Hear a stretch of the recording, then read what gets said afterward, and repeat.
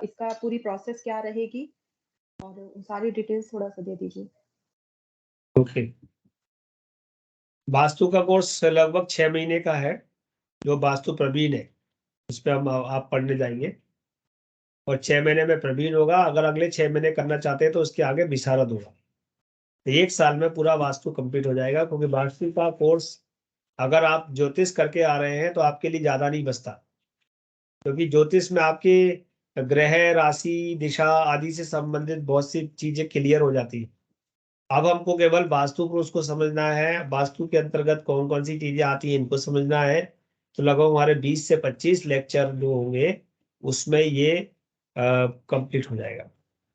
Maximum 30-35 घंटे का course है, कभी 1 घंटे की क्लास, कभी 1.5 घंटे की, और कभी कभी एक्स्ट्रा क्लास के रूप में हम इसको पढ़ेंगे।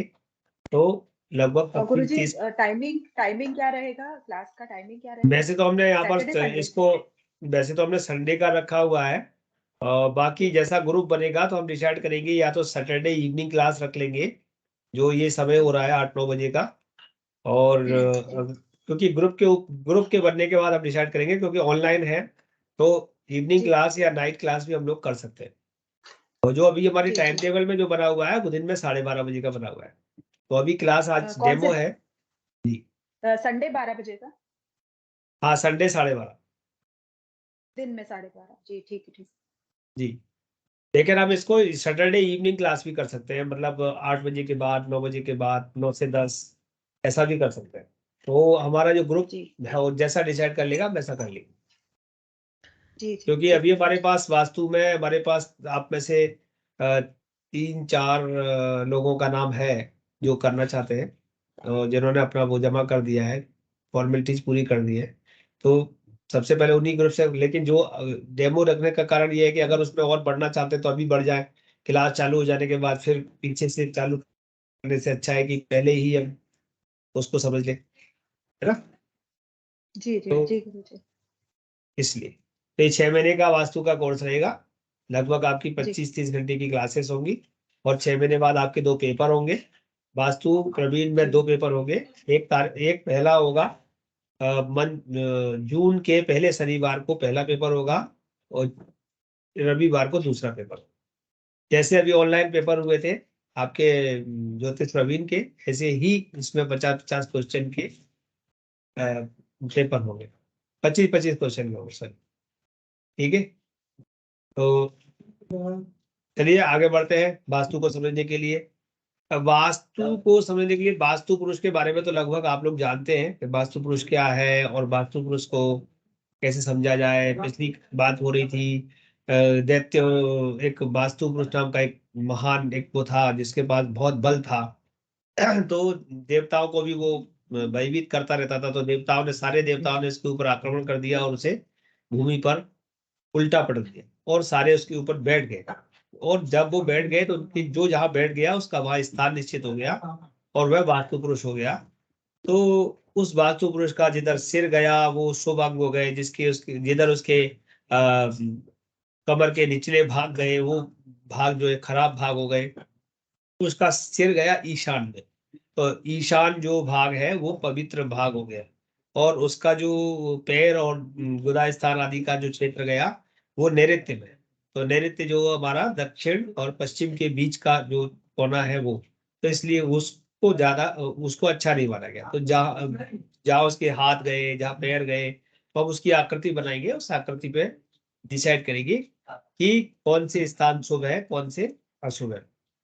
अब वास्तु पुरुष की बात करते हैं तो वास्तु के जो भाग किए गए उसमें रावण संहिता आदि में और मई मतम में बहुत सारे हमारे जो शास्त्र हैं, सम्रांगण सूत्रम है, विश्वकर्मा प्रकाश है, इसमें इस बारे में बहुत सारे बात कहे गए कि 32 पद का वास्तु भी होता है, 64 पद का वास्तु भी होता है, 80 पद का वास्तु भी होता है, 100 पद का वास्तु भी होता है, 200 पद का वास्तु भी होता है। तो किस जगह पर कौन से वास्तु का प्रयोग करना, व्यापार में कौन सा वास्तु लगेगा, मतलब कॉमर्शियल वास्तु कौन सा है, गृह वास्तु मतलब मकान में जो जिसमें हम निवास करते हैं उसका वास्तु कौन सा है, और प्रसाद वास्तु यानी कि आप मंदिर देवालय वगैरह बनाते हैं तो उसका वास्तु कौन सा है। सभी जगह वास्तुओं के भिन्न भिन्न जो खंड किए गए, पद को मतलब खंड किए गए। तो अगर हम उसको मूल रूप से 32 खंडों 32 उसके नाम है, और फिर उनको बढ़ के वो आगे और विस्तार हो जाता है। तो कहीं पर उसका जो देवता है वो पर्जन्य है, कहीं पर उसका देवता है वो रोग है, कहीं पर मृत्यु है, कहीं पर क्षेम है, कहीं पर सिखी है। तो इन देवताओं के नामों के आधार पर भी हम डिसाइड करते हैं कि कौन सा देवता कहाँ पर विराजित है। अगर भूखंड के किसी भाग में रोग नाम का देवता बैठा है, यानी कि आप एक साइड से वन, जैसे आप स्क्वायर कर लीजिए उसे, और स्क्वायर में एक साइड देखिए जहां से आप एंट्रेंस कर रहे हैं, तो लास्ट के कोने से दूसरा या छठवां पद आ रहा है, वहां पर रोग नाम का वास्तु पद है, वो खंड है, रोग नाम का खंड है। और अगर उस रोग नाम के खंड से आपने द्वार बना दिया, समझ रहे मेरी बात को, प्रवेश का द्वार बना दिया, तो घर में रोग आएंगे, बीमारियां आएंगी, क्योंकि आपने प्रवेश द्वार वास्तु के रोग खंड पर बना दिया है। तो जब हम किसी भवन का वास्तु देखते हैं, वास्तु बनाते हैं, तो हम बनाते समय सबसे पहले यही चिंता करेंगे कि हमने उसका मुख कौन सी जगह पर बनाया है। जैसे हमारा मुख, हमारा जो मुख है ये है, यहाँ से भोजन करेंगे, सही जगह जाएगा, सारे अंगों को व्यवस्थित रूप से मिलेगा। लेकिन हम नासिका से करेंगे, आंखों से करेंगे, कान से, क्योंकि भगवान ने हमको 10 द्वार दिए हैं, लेकिन 10 द्वार भोजन करने के लिए नहीं दिए। तो जो हमारा एग्जिट और इंटरेस्ट है वो हमारा कहाँ है।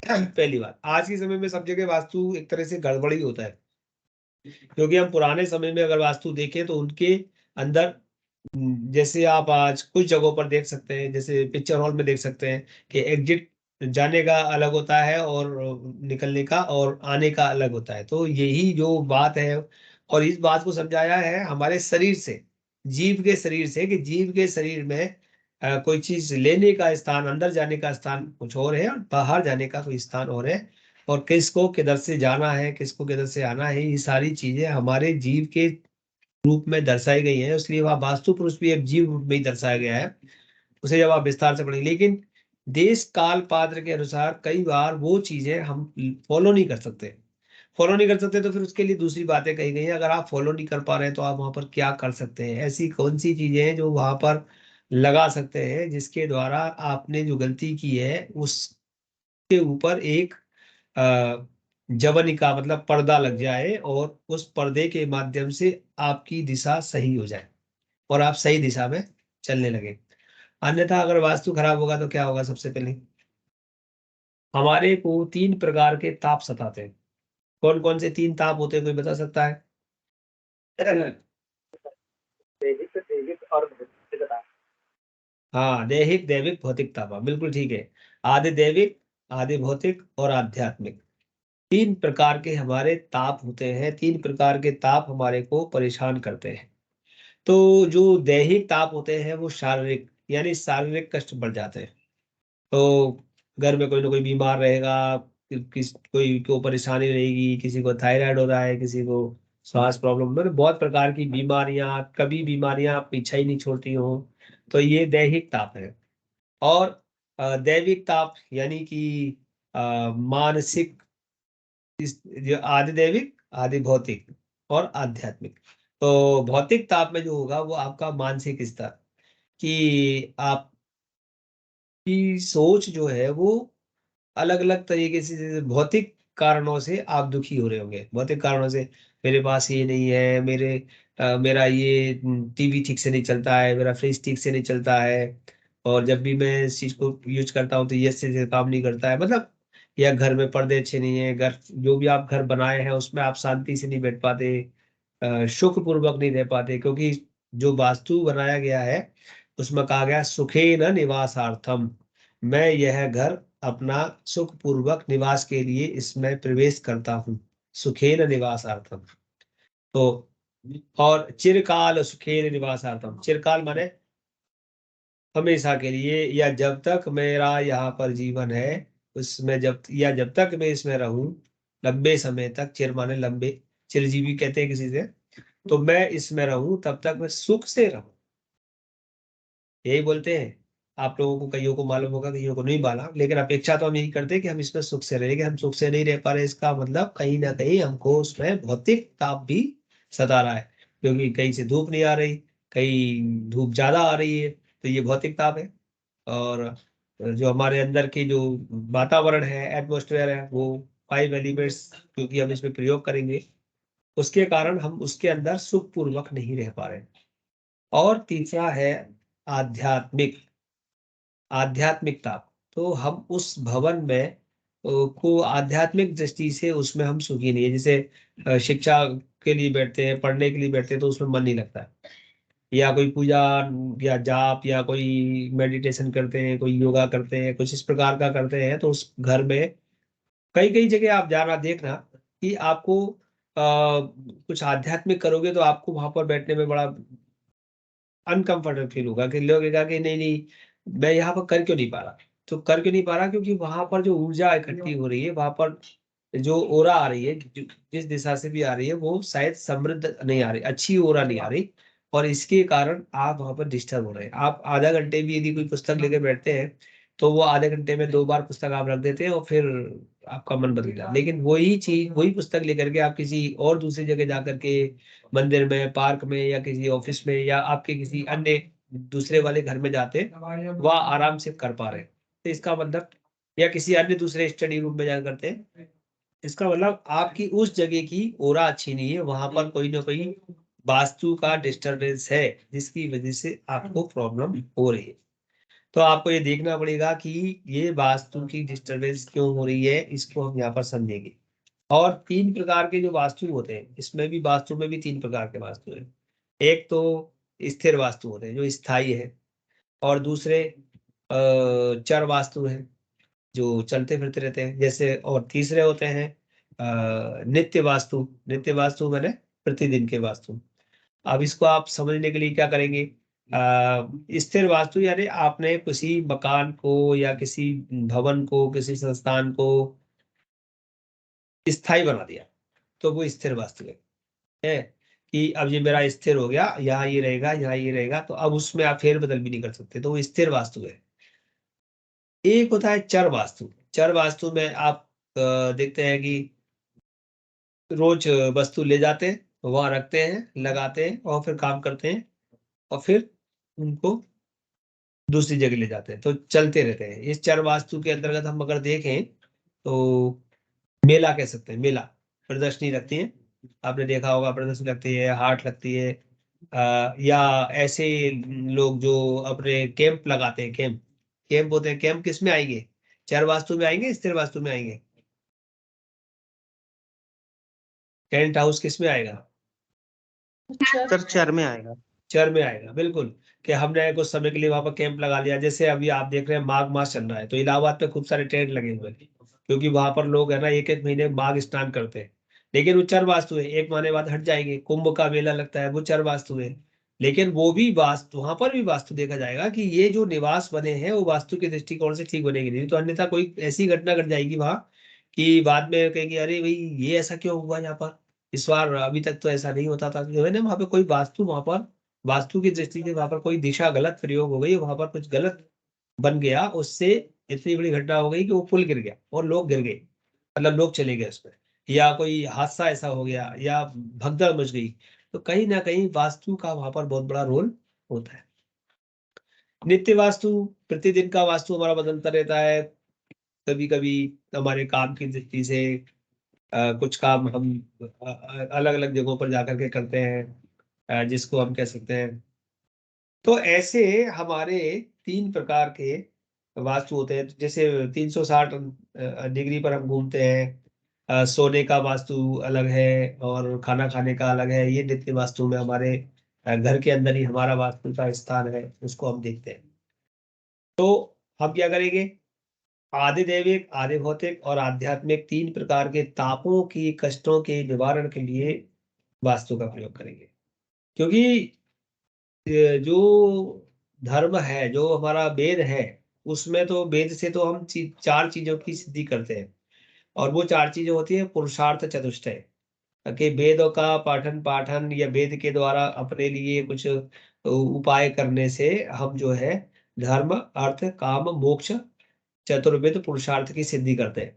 लेकिन जब हम 3 प्रकार के तापों से परेशान होते हैं और उनसे निवृत्ति पाना होती है, तीनों प्रकार के पापों से, तापों से, या ताप माने बुखार कहे गए हैं या बीमारी कही गई है या 3 प्रकार के कष्ट कहे गए हैं। उनसे निवृत्ति के लिए हमें पुरुषार्थ चतुष्टय के साथ साथ हमें वास्तु आदि का सहारा बहुत आवश्यक होता है कि हम कहाँ रह रहे हैं, किस जगह कर रहे हैं। इसको हमने बाद में अगर समझे तो जनरल एस्ट्रोलॉजी में इसको कहा गया देश काल पात्र, कि हम किस काल में हैं, किसके साथ हैं और किस स्थान पर हैं। तो उसमें देश काल पात्र में जो देश आया, देश मतलब स्थान जो शब्द आया है, वो सबसे बड़ा महत्वपूर्ण है, क्योंकि वो ही तो वास्तु है कि जिस देश पर हो, जिस स्थान पर हो, वो आपके नाम से आपके लिए सुटेबल है कि नहीं। तो जब हम वास्तु पढ़ेंगे तो उसमें ये बात भी हमारे साथ आएगी वर्ग के आधार पे, कि क्या हम, जैसे हम ग्वालियर में रह रहे हैं तो हमारे लिए ग्वालियर शूट करता है कि नहीं, अगर हम जबलपुर रहते हैं तो जबलपुर हमारे लिए शूट करता है कि नहीं। तो कैसे देखेंगे, किसी को मालूम है कि हम ये देख सकते हैं कि हमारे लिए हमारा नगर सूटेबल है कि नहीं है? कोई बता सकता है कैसे देख सकते हैं? नहीं देख सकते। चलिए, ये इसके लिए एक वैसे वर्ग विचार या का, हाँ पराग जोशी कुछ कह रहे हैं? सर मैं कह रहा था स्थान के राशि और अपने नाम के राशि के आधार पर। ओके, ठीक है, आपकी बात भी ठीक है, लेकिन इसमें वास्तु में ये बात नहीं आएगी। आपकी राशि में ये रहस्य छुपा हुआ है। हालांकि राशि जब आप पढ़ते हैं तो अवखड़ा चक्र के बारे में कितने लोग जानते हैं? अवखड़ा चक्र और कोई जानता है? हाथ ऊपर करें कि मैं जानता हूँ। सर सिर्फ नाम ही सुना है। अच्छा, यशराज। हाँ, पराग जोशी आप बताइए, क्या जानते हैं अवखड़ा अवकड़ा चक्र? अवकड़ा चक्र सर वो जिसमें हमारी जन्म समय की जो स्थितियां हैं कि गण नाड़ी योनि बहुत आदि जो आते हैं वो बहुत सर बढ़िया, अवकड़ा चक्र। बिल्कुल ठीक, बिल्कुल। यशराज आप जानते हैं ये बात? और कोई जानता है? देखिए, बहुत जरूरी है। आपका जो मैं पंचांग में एक चार्ट बताता हूँ जहां आपका नाम लिखा है, वह नक्षत्र लिखा है, नक्षत्र के नीचे आपका गण लिखा है, योनि लिखी है, नाड़ी लिखी है, वर्ण लिखा है, वस्य लिखा है। सबने, मैंने बताया ही नहीं, कई बार कुंडली उंडली मिलान करते समय बताया है। कोई तो हाथ ऊपर करो जी कि हाँ बताया है, जी गलती से ही गुरुजी कर दो, जी। है ना? नहीं हाँ, रूपा रूपा जी गुरुजी बताया है। बताया है ना? तो वहां पर जी बिल्कुल। एक और लिखा है, वो लिखा है वर्ग। वहां पर लिखा है वर्ग। ठीक है, वर्ग समझ में आया? वर्ग के बारे में बात कर चुका हूं मैं, वहां पर लिखा है वर्ग। जी तो ये जो वर्ग होता है, हालांकि इसके अंदर हम काकड़ी का भी प्रयोग करेंगे, वर्ग का भी प्रयोग करेंगे। तो वर्ग के माध्यम से एक मैं समझाने का प्रयास कर रहा हूं कि हम वर्गों को कैसे प्रयोग करेंगे। तो वर्ग होता है कि आप किस वर्ग के हो, और आपका जो घर है वो आपसे 5वें वर्ग का है क्या। अगर आप पंचम वर्ग के नाम में रहते हो तो वो आपका शत्रु है, वहां आप फलीभूत नहीं होंगे, वहां आपको प्रसिद्धि नहीं मिलेगी, वहां आप परेशान हो जाएंगे। समझ गए? तो आ के लिए कौन सा वर्ग, या जैसे कहो कि का के लिए कौन सा वर्ग 5वां होगा, का के लिए कौन सा वर्ग 5वां होगा?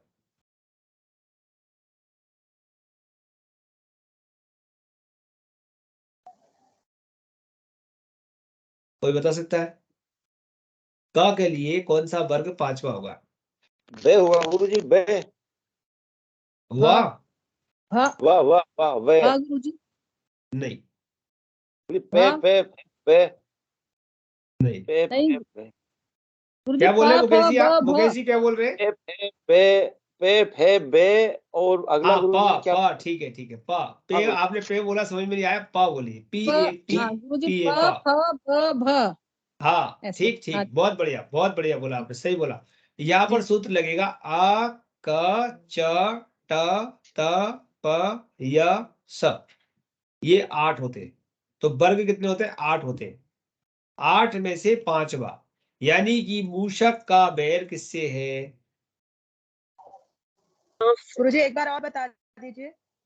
आ क च ट त प य श ह।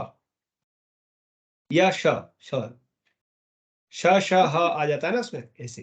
गुरुजी ये तो बच्चों की जो बाड़ाखड़ी पढ़ाते हैं उसी हिसाब से है। आ का वर्ग, का का वर्ग, चा का वर्ग, टा का वर्ग, है ना गुरुजी?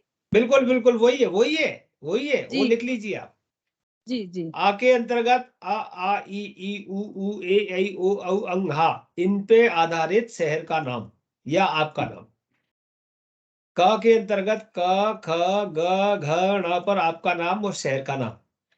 च के अंदर च वर्ग ले लीजिए, यानी कि आप जैसे पराग जोशी का है प, अगर इनका नगर क में आता है क ख ग घ ण, तो इनका पांचवा वर्ग होगा, क्योंकि पा से क पांचवा होगा। देख लेना आप लगा के। पराग जी आपसे, आपके शहर का नाम क्या है? धार है सर, धार। धार है, चलिए ठीक है, तो बढ़िया है। अ क च ट त प मतलब आपका वो एक तरह से सातवां है, आठवां ही है, आठवां ही है, क्योंकि त प त आगे पीछे है। और त थ ध में आ जाता है। ठीक है, सही है। यश राज बताइए, सर कुछ कह रहे थे यश नाम से जबलपुर आ रहा है 5वें पे। तो छोड़ दीजिए, ग्वालियर आ जाइए। बिल्कुल, अगर 5वें पे आ रहा है जबलपुर यस या से, क्योंकि हाँ या आ का चा टा था पा या, हाँ बिल्कुल ठीक है। तो आप बिल्कुल देख लो वहां पर, मैं अभी अपन जब विस्तार करेंगे वास्तु का तो और बात क्लियर हो जाएगी। तो कहीं ना कहीं वो आपका उसका जबलपुर का और आपका नाता जो हो रहा है वो किस रूप में हो रहा है वो आपको देखना पड़ेगा। जैसे या का जो स्वामी है वो है, या जो है वो एक तरह से हिरण है, मृग है। क्या है? हिरण है। और हिरण का वैर किससे होता है? शेर से। शेर से। शेर यानी कि बाघ से। हिरण दब रहा है शेर से। अच्छा, हिरण शेर को मारेगा कि शेर हिरण को मारेगा? सर शेर हिरण को मारेगा। हाँ, तो जबलपुर आपके ऊपर हावी है और आप वहां पर दब रहे। अगर एक दफे को देखा जाए कि अगर आप सिंह होते और वो मृग होता, तो एक दफे को आप शहर को दबा लेते और आप हावी हो जाते। लेकिन यहाँ पर आप दब रहे। ठीक है, यहाँ पर सिंह मृग का जी। बैर बन रहा है। ऐसे ही मूषक बिडाल का वैर बनता है। मूषक बिडाल माने चूहा और बिल्ली, तो बिल्ली हावी हो जाएगी गुरु चूहे जी। पे। जी गौतम जी कुछ कह रहे हैं? हाँ गुरु जी, तीसरा दूसरा गुरु जी, इनके क्या मायने, इनका थोड़ा बता दीजिए गुरु जी। बताएंगे बैर पहले तो सब। बता बाकी सब अच्छे गुरु हैं। जी, बात चल रही है, बता दीजिए गुरु बाकी जी सब थोड़ा अच्छे सा। हैं। चौथा बढ़िया है, मित्र अति मित्र आएंगे तीसरे चौथे में। मित्र अति मित्र आएंगे। अच्छा, दूसरा ठीक गुरु है, जी। तीसरा मित्र चौथा अति मित्र ऐसे आएंगे। मैं बताऊंगा अगली अच्छा अच्छा। क्लासों में, उसको भी बताऊंगा। आज डेमो है, डेमो में कुछ ऐसा बताऊं जिससे कि आप लोगों को फटाफट ये लगे कि चलो अब तो एक वास्तु भी पढ़ना चालू करें। तो शुरुआत में तो वही दिखाया जाता है ना, टेलर अच्छा वाला। तो मैं आपको अच्छा वाला टेलर दे रहा हूँ। अच्छा, मैं जो मेरे मन में है वो क्लियर बोल देता हूँ कि जो है ये है। आपको ठीक लगे, आइए, स्वागत है। तो बात हो रही है कि हम पांचवा वर्ग, तो चूहा और बिल्ली इसका वर्ग होता है। सांप का किससे होता है? नेवला। मोर से। मोर से। नेवला। गरुड़ से, बिल्कुल गरुड़ से। तो सर्प गरुड़ और से। गरुड़ का बैर, तो गरुड़ और सर्प में आप बैर देख सकते हैं। और कुत्ते का किससे होता है?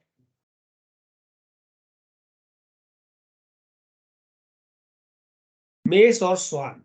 जो बकरी होती है, भेड़ होता है, उसका और उसका जब भी दोनों मिलेंगे आपस में एक दूसरे पे भिड़ेंगे, तो मेष और श्वान। ऐसे करके 8 वर्गों में 4 आपस में एक दूसरे के साथ शत्रु होंगे। तो एक मैं छोटी बात बताइए, और ये केवल यहाँ पर वास्तु की दृष्टि से बता रहा हूँ, लेकिन ये हर जगह लगता है।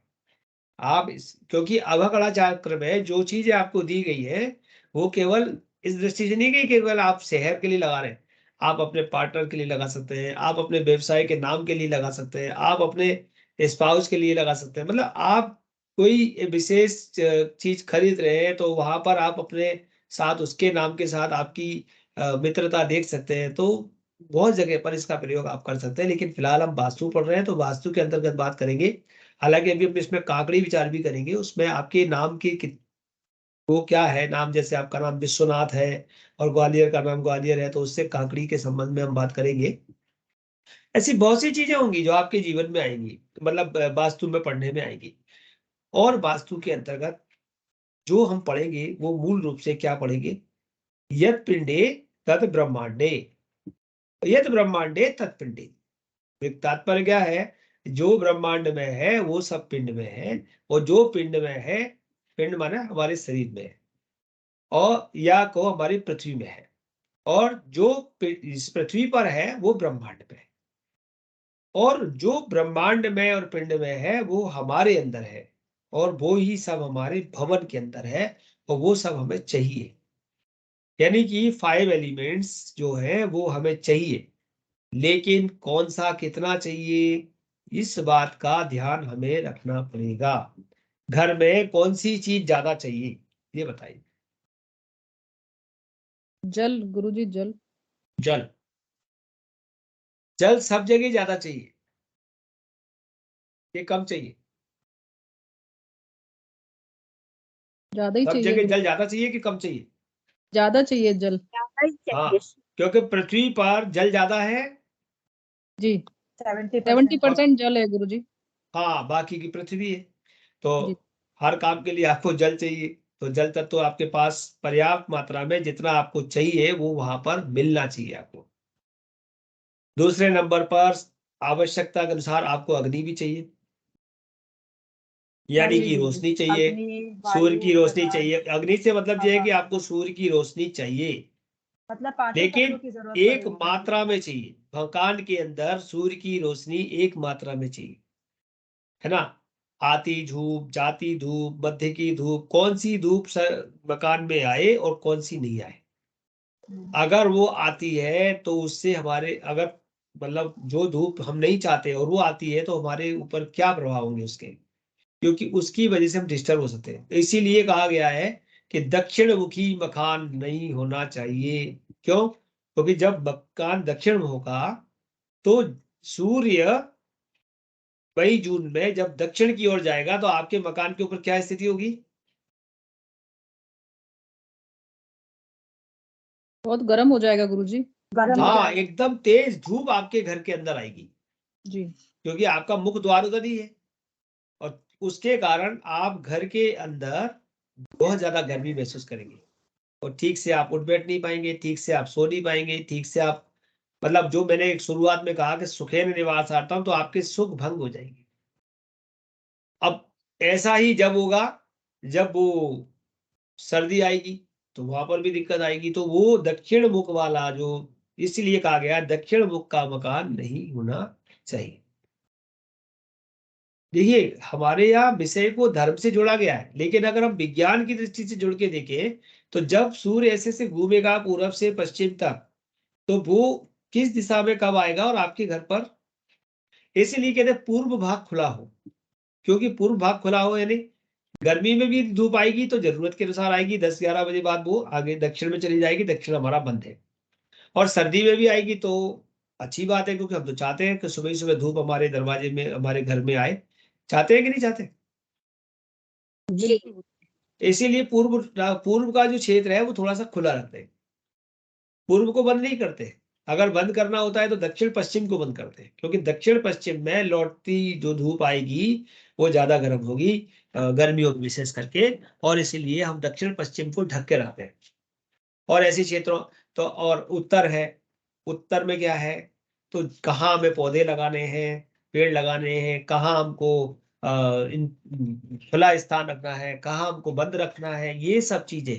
तो जो हमारे 5 एलिमेंट्स हैं, जो अग्नि, पृथ्वी, वायु, जल, आकाश तत्व, ये हमको उस वास्तु मतलब भवन के अंदर कैसे मिले, किस प्रकार से ठीक से मिले, और उसका विचार हम वास्तु के अंतर्गत करेंगे एक भवन के निर्माण में। ठीक है, वास्तु का उद्गम कैसे हुआ, पंच जो इसकी प्रमुख शक्तियां कौन सी हैं, कि जिन प्राकृतिक शक्तियां जिनके आधार पर हम इसको महसूस कर सकते हैं। अब हम इसके अंदर बात करेंगे दिशाओं का निर्धारण। तो दिशाएं कितनी होती है, कोई बताएगा? 10 दिशाएं होती हैं। 10 दिशाएं होती है। 10 दिशाएं होती हैं गुरुजी। ठीक है, 10 दिशाएं होती हैं, कौन कौन सी? पूर्व, आग्नेय, दक्षिण, नैऋत्य, पश्चिम, वायव्य, उत्तर, ईशान और ऊपर की ऊर्ध्व और नीचे की ब्रह्म और नीचे की अनंत है। बहुत बढ़िया, बहुत बढ़िया।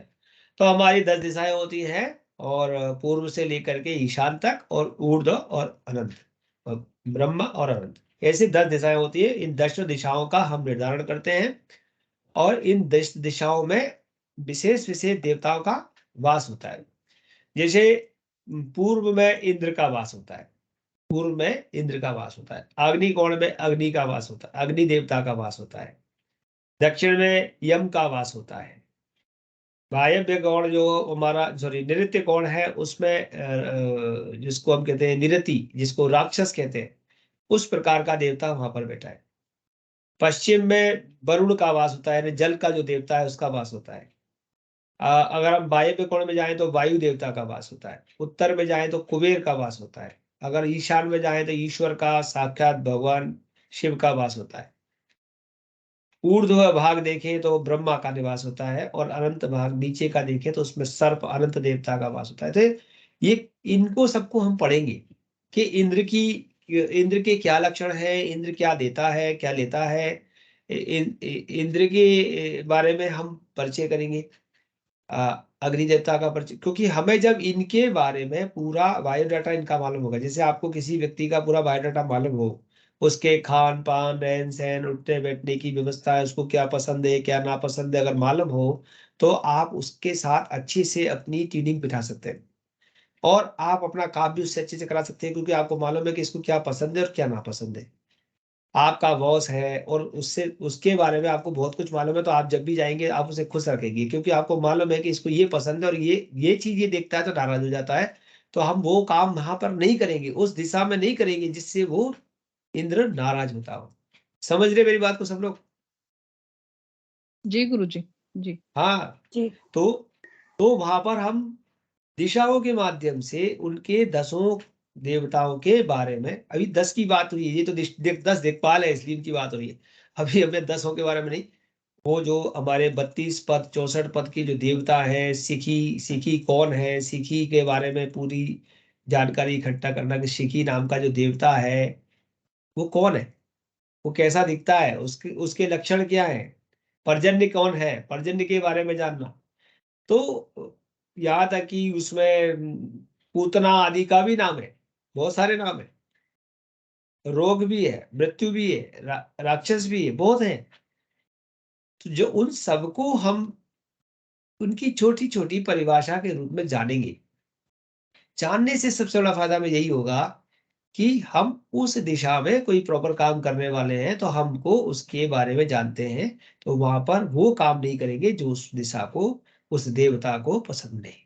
जैसे मैंने आपने शुरुआत से कहा मैंने कि मान लो मृत्यु भाग का जो जो द्वार खंड है, वहां से अगर आपने द्वार बना दिया, या रोग भाग का खंड है या ऋण भाग का खंड है, तो वहां से अगर आपने द्वार बना दिया है तो वो चीजें बढ़ेंगी, क्योंकि आपने आने का मार्ग बना दिया ना कि यहाँ से आओ, आओ आप अंदर आओ। अब वो आएंगे तो भाई सीधी बात है, अगर रोग द्वार से आएगा तो रोग ही आएगा, है ना? ऐसे करके हमको इसमें देखना है। दिशाएं, उनके दिक्पाल, वास्तु और वास्तु का शिवलोक से संबंध, कि शिव के साथ वास्तु का क्या संबंध है।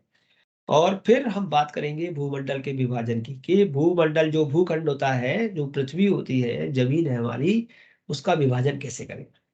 तो कितने प्रकार की भूमि होती है, कोई बता सकता है? कितने प्रकार की भूमि होती है? 4 वर्ण की भूमि होती है। 4 प्रकार की, बिल्कुल ठीक है, 4 प्रकार की भूमि होती है। जैसे ब्राह्मण भूमि, क्षत्रिय भूमि, वैश्य भूमि और शूद्रा भूमि। इनके लक्षण हैं, इनके अंदर गंध आदि के माध्यम से इनके बारे में हम अध्ययन करेंगे कि 4 प्रकार की जो भूमि है वो कौन सी होती है, और उनमें ऊर्जा का प्रवाह देखने के लिए उनके ढाल देखेंगे कि कौन सा ढाल है। और फिर वास्तु, उसका कूर्म वास्तु है कि गज वास्तु है, कि इसके बहुत सारे जो हमारे 16 प्रकार के नाम है उनका देखेंगे, ढलाव देखेंगे। भूमि की परीक्षा करेंगे, शल्य का विचार करेंगे कि जब हमने भूमि खोदी तो उसके अंदर क्या क्या निकला, सबसे पहले मकान बनाने से पहले, तो वो क्या निकला, उससे क्या होता है कि उस भूमि के अंदर जो कोई वास करता था पहले, इससे पहले क्या था, वो अशुभ भूमि तो नहीं है, वहां पर खराब चीजें निकल रही हैं, हड्डियां निकल रही हैं, कोयले निकल रहे हैं, तो ये कहीं ना कहीं अशुभ संकेत देंगे। तो उसका पर निराकरण क्या है उस बारे में सोचेंगे। और वीथी सूल यानी कि जो वहां पर मार्ग है वो हमारे लिए प्रतिकूल तो नहीं है, सड़क आदि जो है वो प्रतिकूल तो नहीं है, उसके बारे में। तो बहुत सारी ऐसी चीजें हैं, जानेंगे। आ जैसे समुद्र मंथन हुआ, समुद्र मंथन में 14 रत्न प्राप्त हुए, तो उन 14 रत्नों से हमारे इसका क्षीर सागर से इसका वास्तु का क्या संबंध है, इसको जानने की चेष्टा करेंगे। वास्तु के संपूर्ण चित्र को विस्तार से समझेंगे कि ये इस प्रकार से क्या है, क्यों बनाया गया है, और इसका हमको हमारे वास्तु की दृष्टि से इसे किस प्रकार से प्रयोग करना है। अब ये तो हमने कर लिया, भूखंड भी देख लिया, वो भूमि भी देख ली, ढाल भी देख लिया, कूर्म वास्तु, गज वास्तु आदि के रूप में भी उसे जान लिया, सुरपाकार, गजाकार, बहुत प्रकार के उनके आकार होते हैं, कहीं आगे से छोटा है, पीछे से बड़ा है, या आगे से बड़ा है, पीछे से छोटा है, कोई कोना कटा हुआ है, ईशान कटा हुआ है, अग्नि कोण कटा हुआ है, कौन सा कोण कटने से क्या हानि हो सकती है, कौन से लाभ हो सकते हैं, धीरे धीरे इन सब पे हम चर्चा करेंगे। और इसके बाद हम जाएंगे गृह वास्तु में। सकोगे सबसे पहले हमको गृह वास्तु लगेगा, फिर हम व्यावसायिक वास्तु में जाएंगे, कॉमर्शियल वास्तु, फिर हम कोई ऑफिशियल वास्तु, जो एक तो दुकान के वास्तु, फैक्ट्री के वास्तु, ऑफिस के वास्तु, अलग अलग जगह अलग अलग वास्तु का प्रयोग होगा, तो हम देखेंगे। तो जो घर का वास्तु है उसमें हम किचन को किधर बनाएं, टॉयलेट किधर बनाएं, हमारा सोने का कमरा किधर होना चाहिए, तो जो 16 खंबे हैं उसके अंदर, क्योंकि पहले जो भवन बनते थे उसमें षोडश स्तंभ के रूप में चिंता होती थी, तो 16 खंबे बनाए जाते थे। आजकल भी पिलर डालते हैं, लेकिन अब वो कई बार जगह इतनी नहीं है कि 16 खंबे वहां पर डाल दिए जाए, तो वो नहीं होता। जैसे किसी किसी ने यज्ञ के बारे में सुना होगा, तो जो हमारा यज्ञ मंडप बनता है, वेदी बनती है, शायद पराग जोशी जी मेरे ख्याल से वैदिक परंपरा से जुड़े हुए हैं। पराग जी, आप जुड़े हुए हैं क्या? ओके। तो यज्ञ वास्तु के बारे में आप जानते होंगे कि यज्ञ में 16 खंबे बनते हैं, उनके 16 स्तंभों के नाम होते हैं, और उनके 4 द्वार भी होते हैं, ऋग्वेद, यजुर्वेद, सामवेद, अथर्ववेद, 4 द्वार भी होते हैं। तो ये सब चीजें हमारे वहीं से फिर बाद में धीरे धीरे कन्वर्ट हो गई भवन वास्तु के रूप में, व्यवसाय, क्योंकि देश काल पात्र बदला और उसको धीरे धीरे फिर दूसरे रूप में कन्वर्जन करता गए। तो ये है, तो था वास्तु का सामान्य परिचय। अभी हम क्या क्या अध्ययन करने वाले हैं, क्या क्या समझने वाले हैं। लेकिन वास्तु क्या हमेशा एक सा काम करता है? हमेशा जिस वास्तु की बात हम कर रहे हैं वो हमेशा वैसे ही काम करता है? कोई बताएगा? नहीं गुरुजी, देश काल पात्र के हिसाब से इसकी भी चीजें बदल जाती हैं। जैसे कमर्शियल वास्तु अलग प्रकार से किया जाता है, घर का वास्तु अलग करा जाता है। बिल्कुल आपकी बात ठीक है। मेरा कहना इसमें यह है कि जिस भवन में आप रह रही हैं या रह रही थी, क्या उसका वास्तु सदैव वैसा ही रहेगा जैसा वो है, या उसमें अंतर आएगा? नहीं सर, रहने वाले के हिसाब से भी चेंज होता है वास्तु, जो उसमें निवास हाँ, करता बिल्कुल। घर का जो मुखिया होता है उसकी कुंडली में वास्तु की क्या स्थिति आई है, है। यानी जी उसकी कुंडली में अब कुंडली के अंदर वास्तु ढूंढेंगे हम कि जी कुंडली जी में वास्तु क्या कह रहा है उसका। तो उस कुंडली के वास्तु स्थिति के अनुसार उसका भवन बना है, लेकिन बाकी जो है वो सब सदस्य है, वो सब वहां रह रहे हैं। किसी कारणवश वह मुखिया वहां नहीं रहता और वो किसी दूसरे को सुपुर्द कर देता है। तो अगर वो जो दूसरा ओनर आया है, अगर वो वास्तु उसके अनुरूप है तो वह घर फिर से व्यवस्थित बना रहेगा। और अगर वो दूसरा मुखिया आया है, उसके और उसके बीच में, जैसे मैंने अभी बताया, वर्ग का ही समझो, कांकड़ी का ही समझो, बैर बन रहा है, तो वो भवन खराब हो जाएगा, उसको पनपेगा नहीं। तो बोलेंगे कि नहीं 100% यार, सही पहले तो बात, बहुत अच्छा है जी। 100% सही बात है गुरुजी। हाँ, तो उसके अंदर चेंजेस आ जाएंगे, बहुत समस्याएं आ जाएंगी।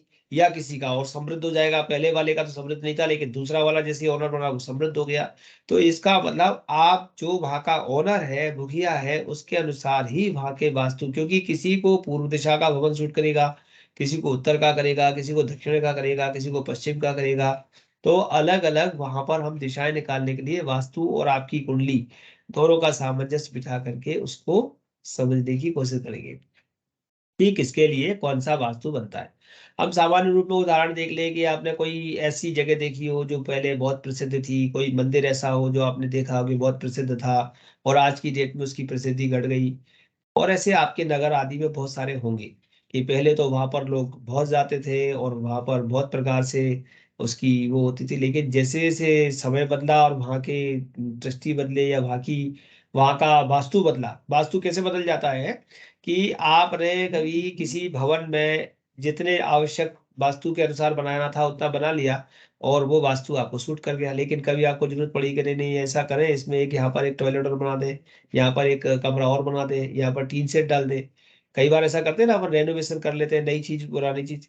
तो कई बार वो वास्तु समृद्ध रहता है, कई बार वो बिगड़ जाता है। तो जैसे ही बिगड़ता है तो मालूम पड़ता है कि वो वहां पर जो चीज, जो ऊर्जा आ रही थी, जो ओरा इकट्ठी हो रही थी। हाँ, रूपाली जी कुछ कह रही है, बताइए। गुरुजी मैं ये कहना चाह रही थी, जहां तक मैं समझ पा रही हूँ गुरुजी, कि घर का वास्तु जो होता है वो मेनली जो घर का मुखिया होता है उसके हिसाब से निर्धारित किया जाता है ना बिल्कुल सर? उसी के उस बिल्कुल हाँ। बिल्कुल। लेकिन उसमें जो चेंजेस होते हैं वो भी बड़े परेशान कर सकते हैं, कभी कभी समृद्धि दे सकते हैं, कभी परेशान कर सकते हैं। तो हमेशा चेंजेस करते वक्त भी इन बातों का ध्यान रखना चाहिए कि वो चेंज जो हम कर रहे हैं वो दिशा के अनुरूप हो रहे हैं कि नहीं। अगर वो दिशा के अनुरूप जी। नहीं हो रहे हैं तो हो सकता है उनकी वजह से भी बाद में तनाव महसूस हो सकता है। तो ऐसे वास्तु के अनुसार आप देखो, बहुत सारी ऐसी चीजें हैं जो हमारे उसमें है। और अगर आप अच्छे से वास्तु को जानना चाहते हैं तो आप पुराने मंदिरों को देखिए, विशेष करके दक्षिण भारत में बने हुए मंदिरों को देखिए, या महलों को देखिए, या किले हैं उनको देखिए, कि वो ज्यादातर वास्तु की सभ्यता से बने हुए हैं, वास्तु के अनुसार बने। और उस समय भी हमारे यहाँ वास्तु था। आप राजस्थान के बहुत प्रकार के ऐसे भवन हैं, जैसे हवा महल आदि हैं। पर वो या सिटी का हमारे भी रहता है ना। जयपुर जी और सूरत दोनों, जयपुर और सूरत दोनों सिटी वास्तु के अकॉर्डिंग है, तो दोनों बहुत डेवलप्ड है और काफी सक्सेस है। बिल्कुल ठीक है। तो ये बिल्कुल सही कह रहे हैं आप। तो जो वास्तु के अनुरूप अगर नगर का निर्माण हुआ हो, भवन का निर्माण हुआ हो, महल का निर्माण हुआ हो, तो वह दीर्घकालिक होते हैं और समृद्ध होते हैं। लेकिन अगर वो वास्तु के अनुरूप नहीं हुए हैं तो वहां पर वो दीर्घकालिक नहीं हो पाते, कुछ समय तक ऊंचाई को छू करके वो जल्दी से गिर जाते हैं। तो चलिए, आज की परिचय क्लास में हमारी इतनी ही बातें बहुत रहेगी। और आपको अगर लगता है कि आपको वास्तु की क्लासेस कंटिन्यू करनी है, तो जो लोग कंटिन्यू वो तो कंटिन्यू करेंगे। हम अगली क्लास की घोषणा आपको तुरंत देंगे और आप से ग्रुप में पूछेंगे कि क्या आप सैटरडे इवनिंग क्लास के लिए तैयार हैं, तो हम सैटरडे रख लेंगे। नहीं